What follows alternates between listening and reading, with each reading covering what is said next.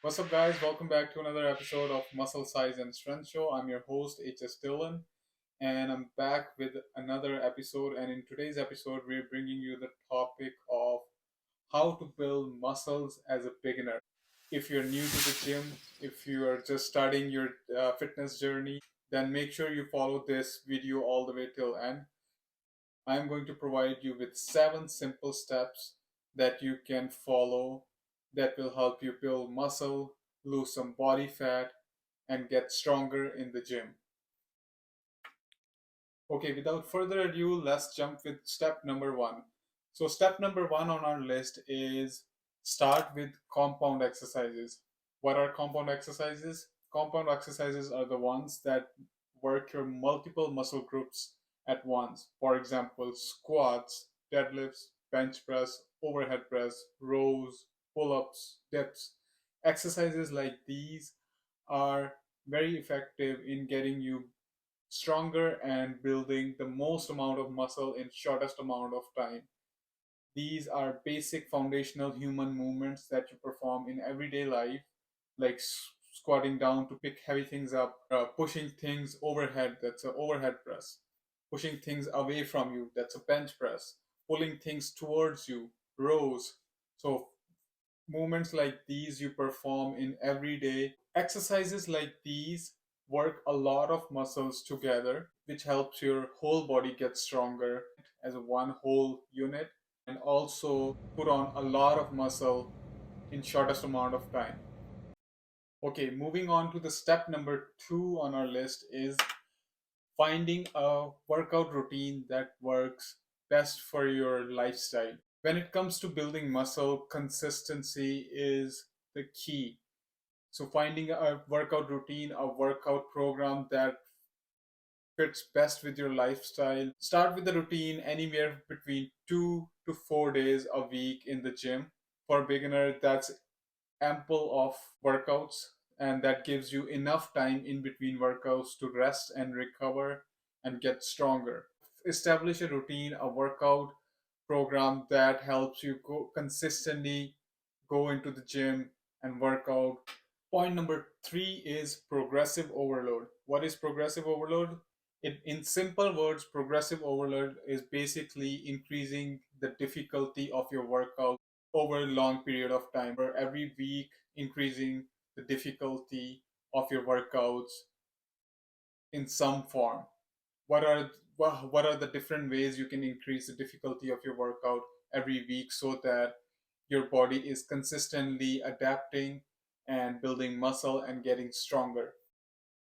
Various ways you can apply progressive overload. Number one is you can increase the amount of weight you're lifting. Number two is you can increase the number of repetition you perform in each set. And number three is you can increase the number of sets you perform of a given exercise. So these are different ways you can add progressive overload to your workout routine so that you're consistently getting stronger, building muscle. Personally, this is what I would do if I was a beginner and if I had to start all over again. This is how I would go about it.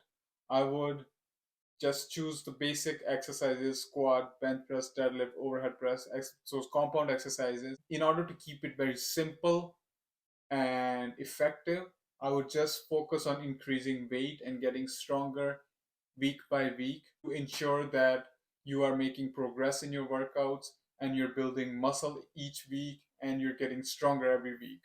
For bigger compound exercises like squats and deadlifts, every week, 5 pounds a week is a good target. And for exercises that focus on lesser muscle mass, for example, bench press, overhead press, for those exercises, 2 to 2.5 pounds a week of increment is a good target to aim for. So these are just general numbers. These are not set in stones. These are just basic numbers you can work with. Read your body, learn all the signs that it's giving you, increase or decrease the amount of weight you're lifting every week accordingly. But before you start applying progressive overload, there is one important thing that you have to make sure that you're doing that is a prerequisite to progressive overload, that is a proper form. Make sure to go through a phase of learning the proper form of these exercises, perform these exercises with proper technique so that you're targeting the right muscles, and also to make sure that you're not injuring yourself. Once you are comfortable with your form, you're comfortable with your technique with these exercises, then you can go ahead and start applying progressive overload and start getting stronger in these exercises, and you will start building muscles as the weeks go by, and you're applying progressive overload and you're increasing the weight, amount of weight you're lifting on these exercises, on these basic compound exercises. And this brings us to our point number 5. Point number 5 is make sure you're eating a balanced diet. Your workout will yield next to none results if you're not following a proper nutrition, proper balanced diet to go along with your training. When it comes to building muscle, protein is particularly essential for the repair and growth of muscle tissue. So make sure you're consuming enough protein in order to maintain your current muscle mass, and also to add a new muscle tissue on top of it. An easy target to aim for your daily protein requirement is zero point 0.6 to 1 gram per pound of your body weight is a good target to start eating protein while you perform strength training. When it comes to calories, make sure you're eating in a calorie surplus. What it means is you're eating more calories than you're burning. Hypothetically, let's, for example, if your body is burning 2000 calories in a day, you want to make sure you're eating anywhere 200 to 500 calories above that number. So if you're burning 2000 calories in a day, you want to consume 2200 calories to 2500 calories in a day to support the growth of new muscle tissue, and also to support the new strength that you are gaining from your training regime. And when it comes to carbohydrates and fats, it comes to your personal preference. Some people perform really well with high fat diet, while on the other hand, some people perform really well on high carb diet. So when it comes to should you pick higher carb diet or higher fat diet, it boils down to your personal preference. For me personally, I always go with high carb, moderate protein, low to moderate fats. That is my personal macros. Those are the macros I personally perform the best with.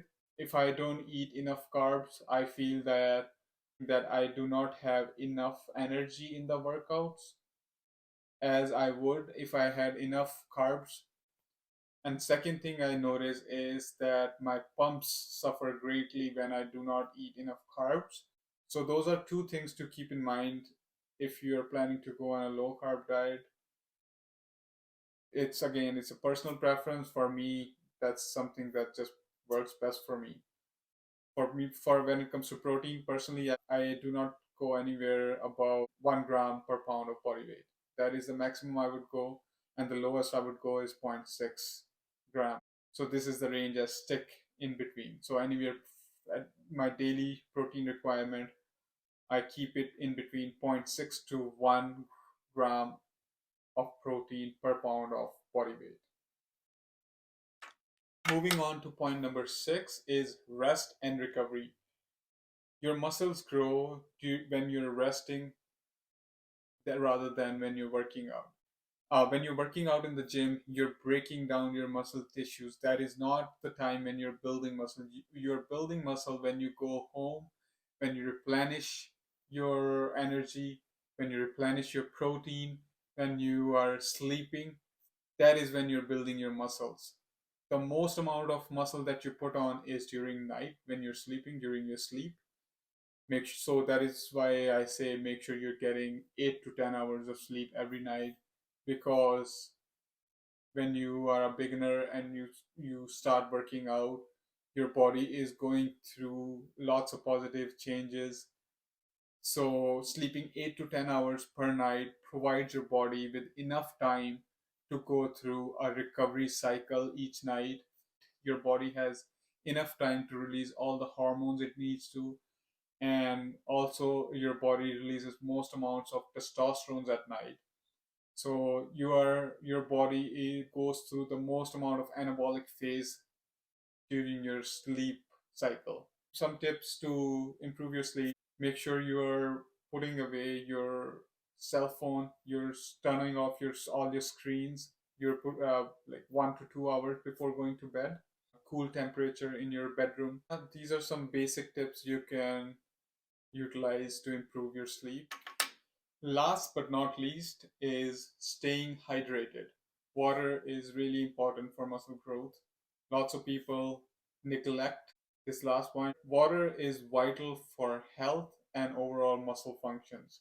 So make sure you are drinking enough water throughout the day to support your workouts and your daily activities outside the gym. Personally, I aim for 1 gallon a day, especially if you're going through a cutting phase. The simplest formula that I follow and which has worked for me personally over the years is drinking gallon of water a day. It becomes especially important during your cut phase when you're going through fat loss phase. Drinking gallon of water helps you keep full. So yeah, make sure you guys are drinking enough water throughout the day in order to support your muscle growth and strength gains. So here you have it, guys. These were the 7 tips you can follow. These are simple steps you can follow to start building muscle and get stronger. If you have any questions, make sure you comment below to let us know, and we'll make sure to get back to you. If you found these tips and steps helpful, make sure you subscribe to our channel, and I will see you in next video. Until then, take care.